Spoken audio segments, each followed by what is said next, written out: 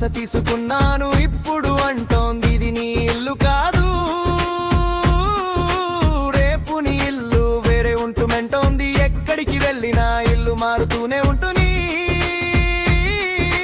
నాకెందుకు పడికేమో పుట్టింటి నీడ ఒక రోజైనా మారదు. అదే నా ఆచారం, అదే నా న్యాయం. నా గుండె అడిగిన ఒక్క ప్రశ్న ఎవరు చెప్తారు, ఎవరు వినిపిస్తారు? అడిగిన ప్రశ్నకి ఇంకా లేదు జవాబు. పుట్టిన ఇల్లు బదిలు కావాలా, పేరు కూడా మారిపోవాలా?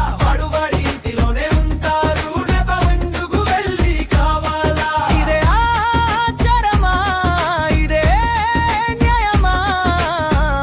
అడిగిన ప్రశ్నకి ఇంకా లేదు జవాబు. నా పేరు మారింది, నా ఇంటి పేరు మారింది, నా ఊరు మారింది, కాని మనసు అక్కడే ఉంది. వాడు తన అమ్మ నాన్న దగ్గరే ఉంటాడు, ప్రతి పండకి తిరిగి వస్తాడు. నేను అతిథిలా వస్తాను, 2 రోజులకే వెళ్ళిపోవాలి. అమ్మాలిను నా మాట ఇద్దరం కలిసే మొదలు అయితే ఎందుకు నా దాన్ని బదలాలి? వాడిదంతా అలాగే మిగిలిపోవాలి. అడిగిన ప్రశ్నకి ఇంకా లేదు జవాబు.